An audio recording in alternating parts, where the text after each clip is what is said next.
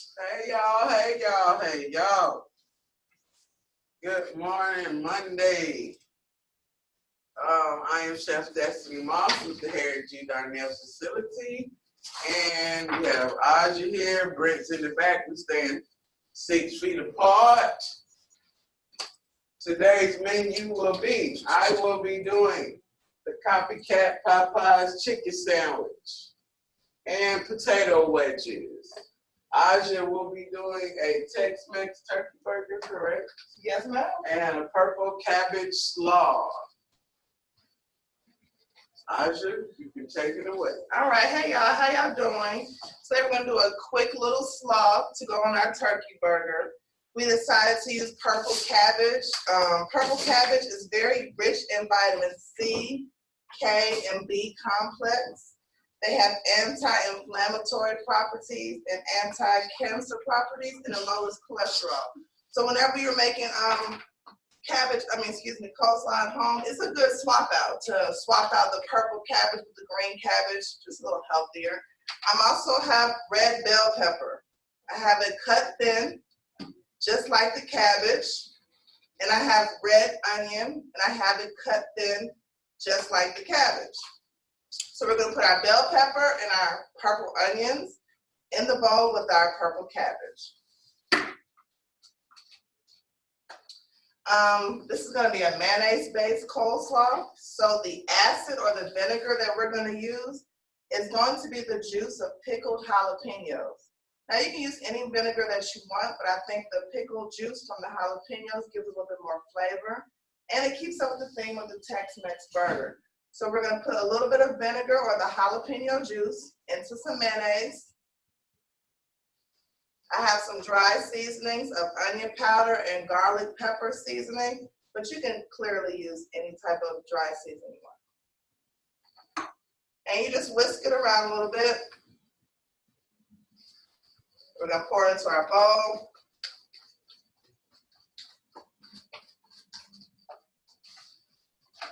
We're going to mix it up. Now, one thing about slaws, it tastes better if it sits for at least 30 minutes to an hour. So the reason why I'm doing this slaw first is so all the juices can start getting to know each other and it can start marinating so that we can get ready to put on our burger. So once your coleslaw is mixed, it's very simple. You will wrap it in plastic wrap and put it in your refrigerator, and it tastes better sitting out. All right, we're making a ground turkey burger. Ground turkey is a very good substitute for typical beef burgers because it reduces your blood cholesterol levels and it also promotes heart health. Now, the thing about turkey, most people say that turkey gets dry on them or that turkey doesn't have that much flavor. So a way to combat that dryness and that flavorlessness burger that people often get is to let your meat marinate. So if you know you want to make turkey burgers, it might be good to do it the night before, the morning of. But we have some cut up green onions, cut up red bell pepper, and a little bit of celery. We're going to put that into the burger. And just try to dice it as small as you can. Okay. I have a little bit of Worcestershire sauce. You can put that in the burger.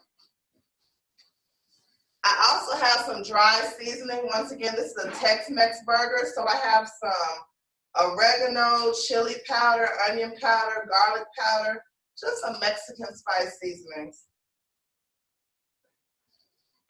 I have some pickled jalapeno.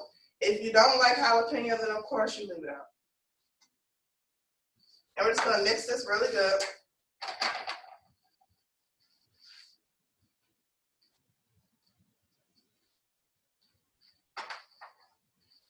And we're just going to make a big burger. My pan is already waiting for me.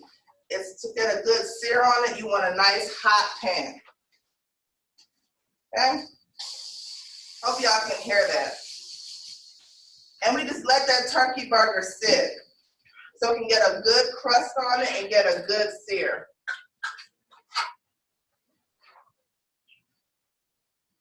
And so we are in the power of television.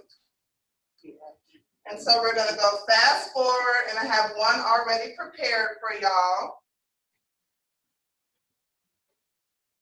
And I'm gonna bring it closer so y'all can see.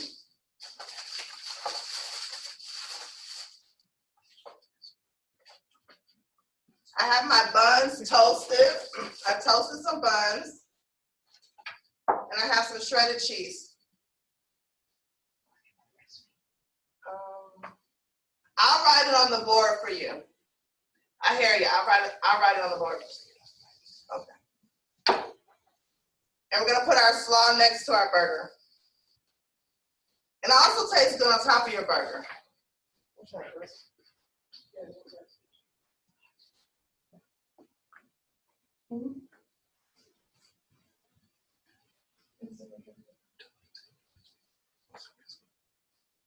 All right, y'all. So this is a quick turkey Tex-Mex burger and a purple slaw. Hope y'all enjoy that. Okay. I'm doing the copycat Popeyes chicken sandwich. Total prep time is 50 minutes. Total overall prep time 50 minutes. Prep and cook time. Cook time is 25 minutes. Prep 25 minutes. Overall 50. You need to marinate your chicken for at least an hour, or you could do 24 hours if you have enough time. And it should make 4 or more servings, depending on how many chickens you cut from your breast. Now I have jumbo breasts.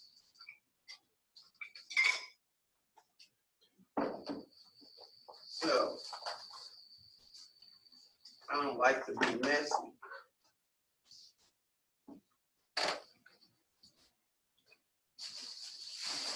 I'm gonna lay me some parchment paper out on my cutting board before we get to whacking this chicken. But before I do that, we're gonna go ahead and make our marinade. Now, if you don't have buttermilk at home, you can make your own, and I'm gonna teach you.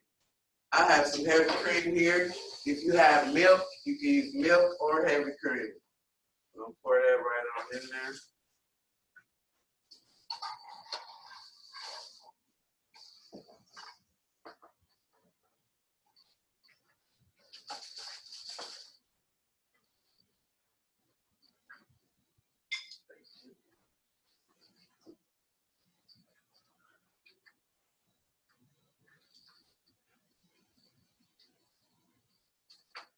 To make that buttermilk, you're either gonna do a lemon juice, fresh squeezed lemon juice that you're gonna add to your milk or heavy cream, or some vinegar. I like to add both.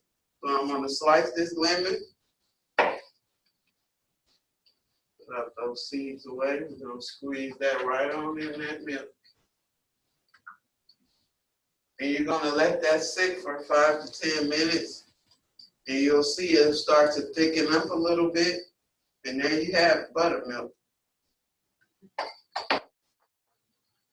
Chef, why do we use buttermilk?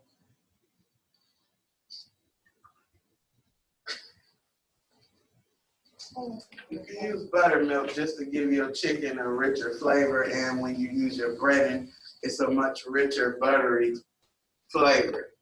I'm gonna add my vinegar.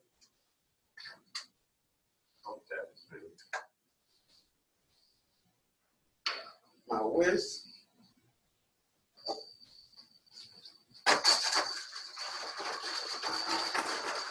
I can already see it's thickening up. I don't know if you can see that, but yeah, you want to take it up there. It's already getting thick.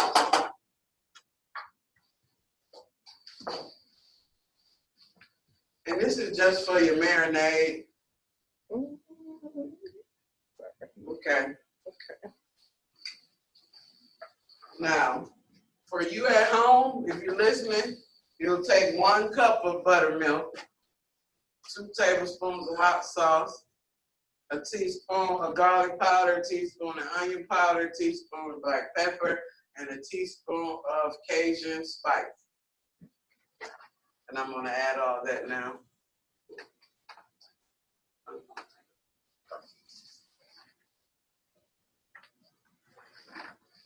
And since I always like to make things my way, so I'm adding a little bit of extra, like my 17 seasoning, my garlic, pepper, salt, and some cumin and coriander, just because I like those flavors.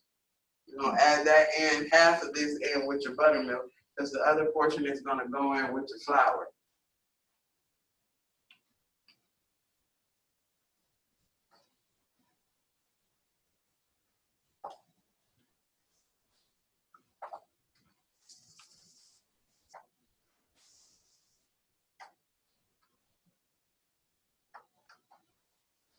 Then I'm gonna add, I got some pickle juice here and some banana pepper juice. And that's just what I like to do. It's gonna give that chicken an even better flavoring.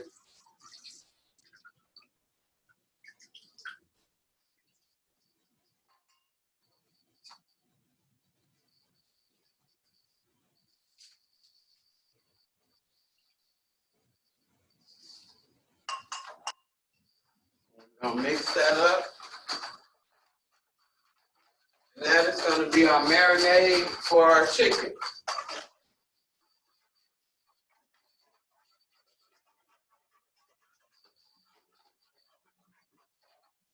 Now,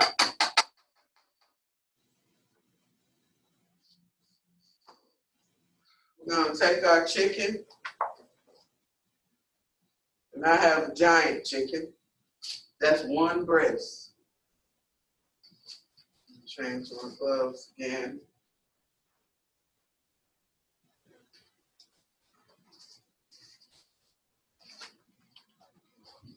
Now what I'm gonna do, I'm gonna cut this chicken in half this way, and then in half again. So I should get about good 4 to 6 pieces out of this jumbo breast.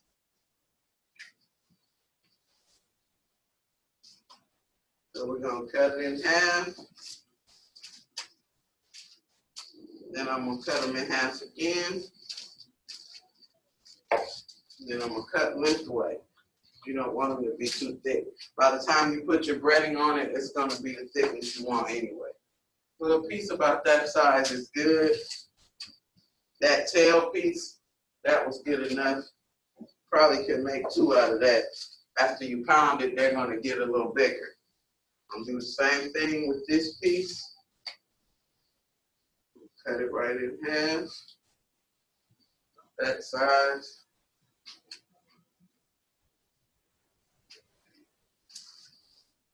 That size.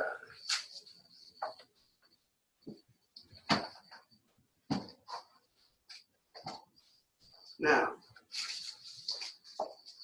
what I'm gonna do, I have a habit, I just like changing my gloves. I don't like touching nasty surfaces. So we're gonna pound this out now. I'm gonna put a piece of plastic over this chicken. Now you can put it in a Ziploc bag, a Walmart bag, or just on the counter covered with some plastic wrap. It's fine.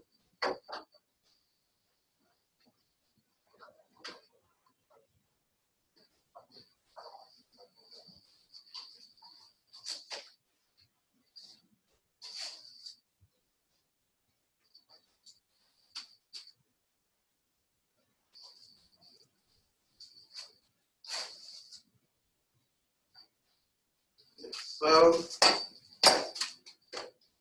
take your handy dandy meat beater. If you don't have one of these, get a pan or something heavy. And I'm not gonna use the serrated side because I don't want the indentures in my chicken. I'm just gonna use flat side.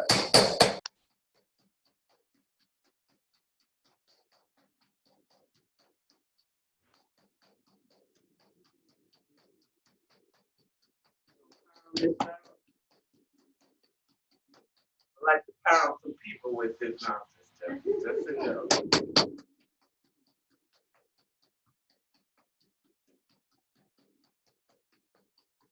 That's nice and pounded out.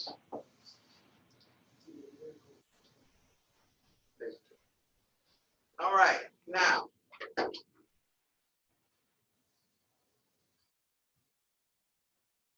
gonna put my chicken pieces into your marinade. See, flatten that out. It's going in the marinade. And you're gonna let that marinate about an hour or 24 hours if you got the time. And we all got the time right now, because you're at home.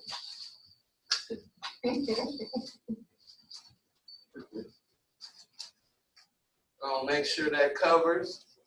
You're gonna cover that in plastic wrap or foil, whatever you have, and you're gonna set that in your refrigerator for about an hour or 24 hours, like I said. Now we're gonna work on our breading. I like to take mine up a notch. So I'm not just only gonna use flour today. I've crushed up some Toll House crackers. You can see someone take that up there, please. That's the extra twist I'm gonna add to my Popeyes copycat. So you can use Ritz or Townhouse. I picked those two crackers because they're already buttery. And they make a good coating on anything. So we're gonna put them same seasonings we put in our marinade.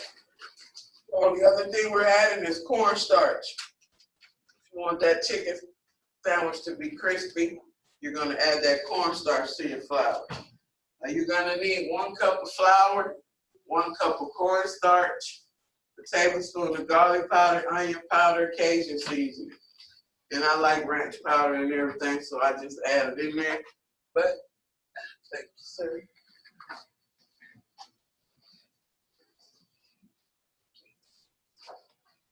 We're gonna add those seasonings to your flour.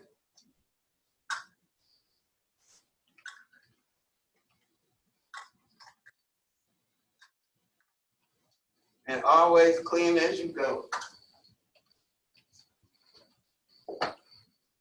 Now I'm gonna just mix it with my hand, y'all, so it's a clean glove. And that's your flour mixture. Make sure you mix it thoroughly. Now, one thing that I didn't add in mine that you can add in yours if you just want that red color is paprika. But to me, the Cajun seasoning, it does it by itself. So that's only if you want it in there. Okay, so there's your flour. I already crushed up the crackers. Oh, one more thing I forgot. Let me forget, where's my eggs? I've cut these 6 eggs together, but for your recipe, you only probably need to beat 2.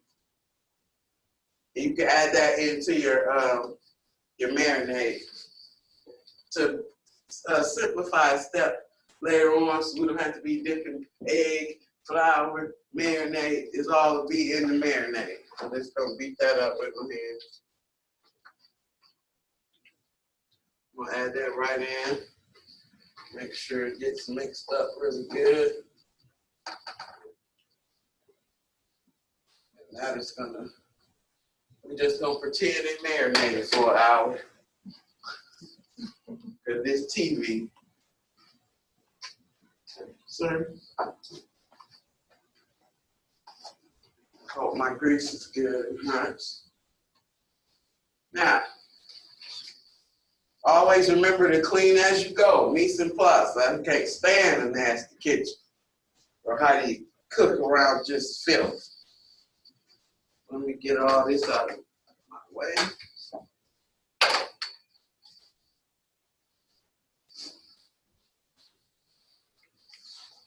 So, got your chicken here in the marinade. We're gonna dip it in the flour. Then we're gonna dip it back in our marinade. Then we're gonna dip it in the breadcrumbs. You got me? Now, if you don't want to use the Ritz crackers or the cracker crumbs, you don't have to. You can just do the flour batter, and that will be just fine. But this is just me, because I like to take it up a notch.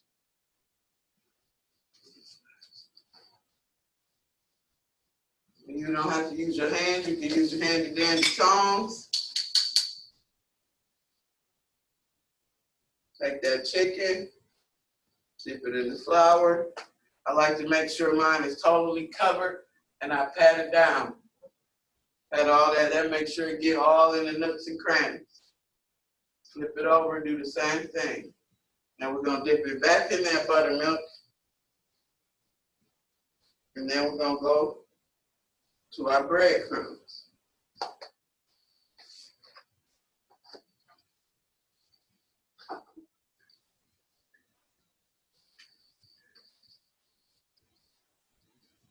And then we're gonna fry it off, and then we're gonna show you how to do the potato wedges. Do the same thing with this.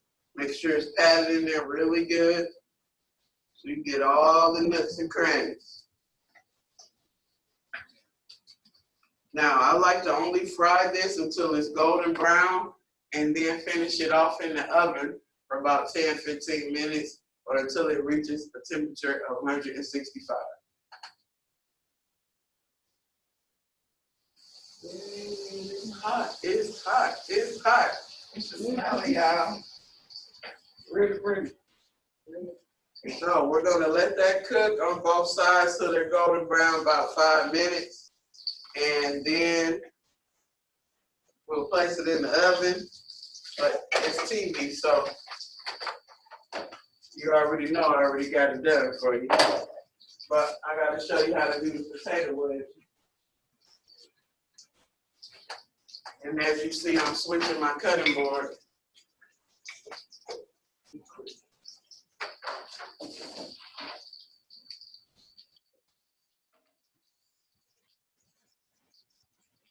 Thank you. This ain't gonna take no time. Or you can do just regular potato wedges. You're gonna fry them in that same grease. And you can also do seasoned or breaded potato wedges in that same breading that you did your chicken in. And it's gonna come out really good and crunchy. I'll show you how to do that too. Look, that grease was nice and hot because we already golden on one side. If you got a deep fryer, you can just, cascade that thing in there. Don't just plop your meat in there. I always like to cascade my meat. Regular potatoes, take your knife. All we want to do is what we call them back at home up north. We call them wedges, JoJo's, potato wedges. We're just gonna cut it in half. And then we're gonna cut this into 4 strips. 1, 2, 3, 4. That's what you're looking for. Now, if you're real fancy, and you got a steamer in your house, you can pre-steam these before you fry them. That just eliminate cooking time. The same thing you could do, like I said, with these, like you could do with your, of course you would use a different, you can use the same batter, but you're eating it all together. It's chicken, it's gonna be cooked, but you would do the same thing. Egg wet mixture, flour, and then the breadcrumbs, and then you would fry them till they're golden brown, put them in the oven about 10 minutes, so they're internally cooked. Push this baby. So big, y'all. But I'm gonna go ahead, since this is TV, and show y'all this product. I got my brioche butter bun toasted.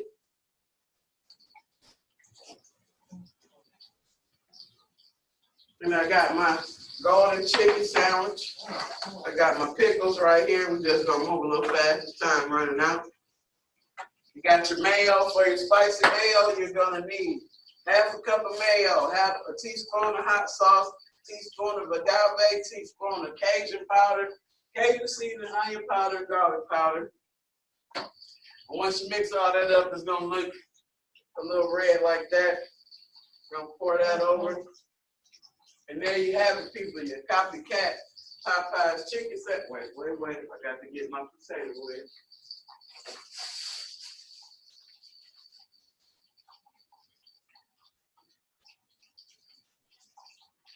Take that up there, please. You must have a brioche bun. It must be buttered and toasted for you to get that authentic Popeyes. Spicy mayo again, half a cup of mayo, teaspoon of hot sauce, teaspoon of agave or sugar or honey, whatever you prefer. Teaspoon of Cajun seasoning, onion powder, garlic powder. Mix that together and don't forget your pickles. Thank you, everybody. We'll see you next time. Next time.